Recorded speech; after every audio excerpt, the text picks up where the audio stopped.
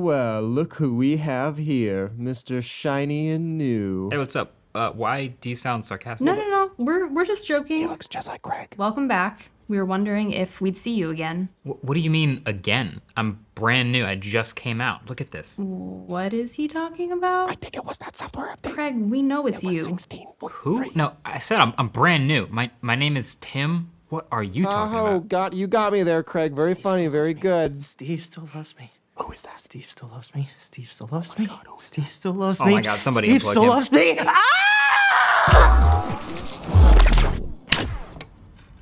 New HomePod, old HomePod.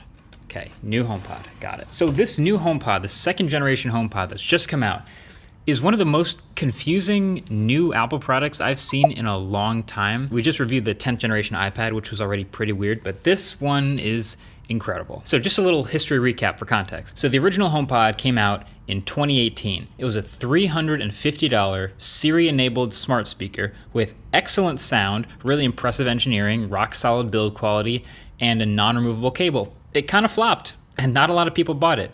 Apple then decided to lower the price a bit from $350 to $300, which they almost never do, so that's a pretty good sign of how well things were doing. Apparently it peaked at around 6% of home smart speaker market share, which honestly is higher than I would have thought. And eventually they caved and came out with a HomePod Mini, a much smaller version of basically the same exact thing, but now it's $99. This one started selling much better for obvious reasons, and eventually the big HomePod was just deleted from their site in 2021. It was discontinued. But now it's back. It's new and improved. It's like, didn't you try this already? I mean, I should say, this is, to be fair, it is a better product in a couple small ways. It's kind of hard to tell just by looking at it from the outside, but here's what's actually new. Fundamentally, it's the same layout in almost the same size. You can see slightly different proportions here. The new one is a little bit more stout, I guess you could say. And while we're at it, this is actually a new color, which is called Midnight instead of the original Space Gray. You might remember the name from the Midnight iPhone color, which is mostly black, but with the tiniest hint of blue. And that is here too. Then up top, the touch surface is roughly the same size, but it's inset a little bit this time, and the display covers the whole circle instead of just a small portion in the middle. So anytime you're talking to it, or adjusting the volume, or talking to Siri a little, it's just a little more vibrant up there. And then they've also clearly listened to some of the feedback because the power cable is now fully removable, designed to be removed, unlike the last one. So you can feed it up behind a desk or a table or something when you're setting it up. But also, do you remember that weird story where the original HomePod's white plastic bottom was staining wooden tables? We confirmed it with our own. It would only take like 1 to 2 minutes of sitting on a wooden table doing absolutely nothing for it to leave a permanent white ring on that table. Naturally, we tried the same thing with the new one, which does have a bit of a redesigned base to spread out that surface area. And it takes longer, but it actually still does stain with a slightly different pattern. But it does in fact still stain wooden tables. This is your PSA. If you get the white HomePod, do not expect it to not stain your table. What else? Oh, inside, there are 2 new sensors. There's a temperature sensor and a humidity sensor, which is nice to have. Hey Siri, what's the temperature? It's currently 49 degrees. That's outside. Hey Siri, what's the temperature in here? It's 71 degrees Fahrenheit in the office. And so you can sort of like calibrate that to sync up with other smart home actions. Let's say the humidity gets below a certain number, you turn on your smart humidifier, or your temperature gets over 75 degrees, you turn on your fan, your AC, stuff like that. It's cool to have it built in instead of needing a separate sensor like I have with my Google Home setup. And there's also a new sound recognition feature. So if HomePod with its microphones hears an alarm or a smoke detector or something like that, it'll send a notification to your phone, which obviously doesn't make sense if you're home, but if you're away and a smoke detector goes off and you get a notification on your phone, you will now know to check the cameras in your home or something like that to see what's going on. Good to know. I should also mention though, that the $99 HomePod Mini that I mentioned earlier also already secretly had those sensors, and they're being activated by the latest HomePod software update, along with the sound recognition feature. and Matter support. So the new HomePod and Mini actually have a Thread radio, which means they can be used as a Matter hub, but there is now that Matter support across the board. Really, the biggest change though is actually what they've removed. So we talked about the HomePod being a feat of audio engineering. In this little compact package, if you took a cross-section of the original HomePod, you'd see a woofer on top, 7 tweeters all the way around the outside pointing in every direction, and then 6 far-field microphones. In this new HomePod, this Midnight HomePod here, you'd actually have the same woofer, but you now have 5 tweeters around the outside and 4 far-field microphones.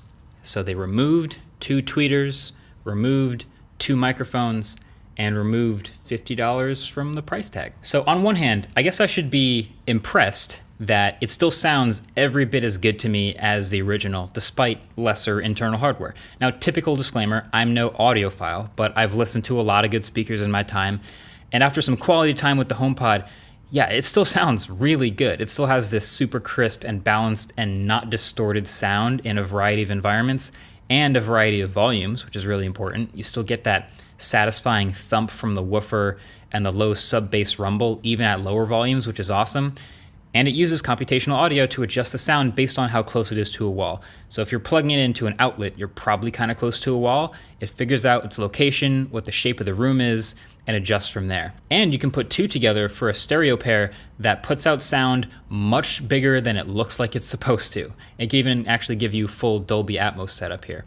They keep showing these setups of it being your TV speakers, and every time I see this, it looks silly because it's like, okay, you got $600 of speakers here for a $300 TV, and I'm not sure if this is a real setup that exists anywhere, but honestly, they sound good enough that in a smaller room, you really could get away with this and no subwoofer. They sound that good. So it's impressive. It's a feat of audio engineering, like I said.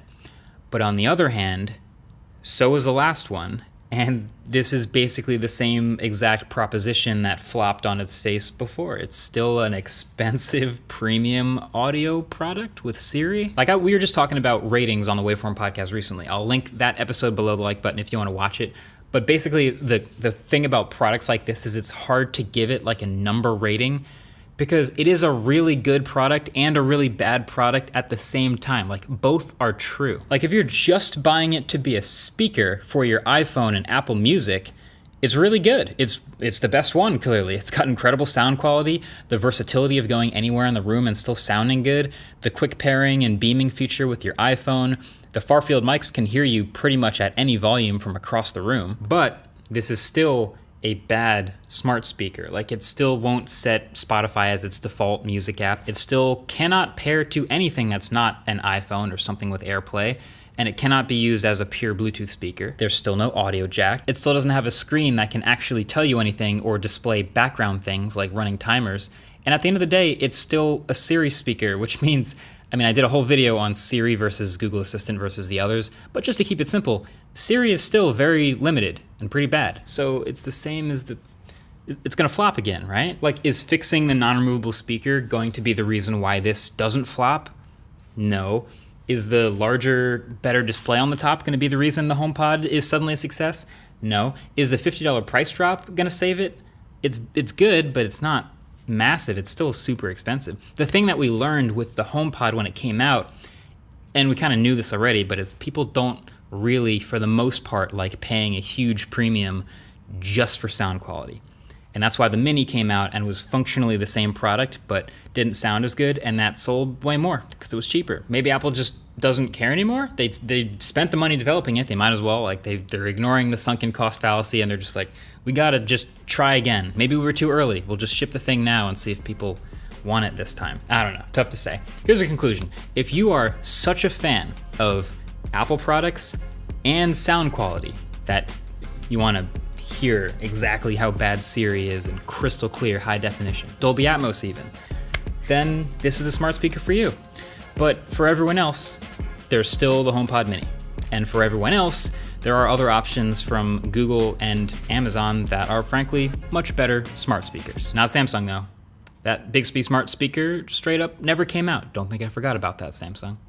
So, we know Siri sucks, but at least Siri sucks seamlessly on a smart speaker that sounds pretty sweet. Thanks for watching. Catch you in the next one. Peace.